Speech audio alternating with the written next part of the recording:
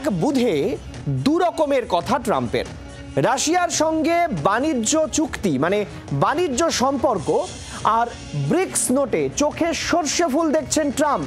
প্রথমে 25% শুল্ক সংঘাতের কথা বলেও পরে ঢোক গিললেন ট্রাম্প, বললেন দর কষাকষি চলছে ভারতের সঙ্গে।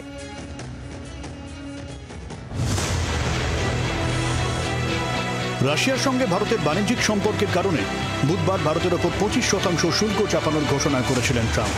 বলেছিলেন ভারতকে শুল্ক শাস্তি দেওয়া হলো। তার কয়েক ঘন্টা পর সাংবাদিক বৈঠক করে মার্কিন প্রেসিডেন্ট দাবি করলেন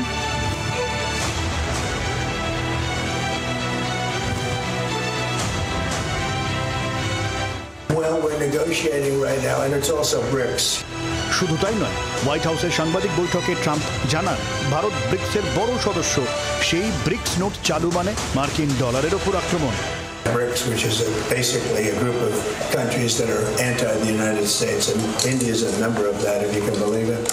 It's an attack on the dollar, and we're not going to let anybody attack the dollar. So it's partially BRICS, and it's partially the trade situation. It's the deficit. We had a tremendous deficit. And so, as you know, Prime Minister Modi is a friend of mine, but they don't do very much business in terms of business with us. They sell a lot to us, but we don't buy from them. You know why? Because the tariff is so high. They have one of the highest tariffs in the world. শুধু তাই নয়, Iran থেকে petroleum পণ্য কেনায় ভারতের 6টি সংস্থার উপর নিষেধাজ্ঞা জারি করে ট্রাম্প প্রশাসন। ইরান থেকে পেট্রোকেমিক্যাল পণ্য আমদানি 6 ভারতীয় সংস্থা।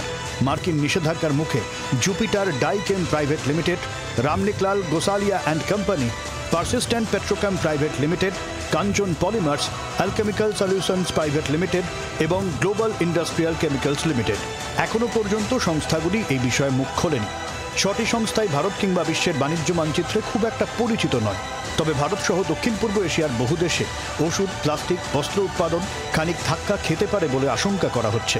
কারণ এই সংস্থাগুলি থেকে মূলত দক্ষিণ ও দক্ষিণ পূর্ব এশিয়ার দেশগুলি পেট্রোকেমিক্যাল পণ্য কিনে থাকে। কিন্তু কী কারণে এই নিষেধাজ্ঞা? খনিজ তেল সহ পেট্রোলিয়াম পণ্য বিক্রির লাভের টাকা ঘরে তুলছে ইরান। সেই টাকাই সন্ত্রাসবাদকে সমর্থনের কাজে ব্যবহার করা হচ্ছে বলে অভিযোগ। তাই মার্কিন হুঁশিয়ারি অগ্রাহ্য করায় ভারতের 6 সংস্থার ওপর নিষেধাজ্ঞা। ব্যুরো রিপোর্ট, জি 24 ঘন্টা।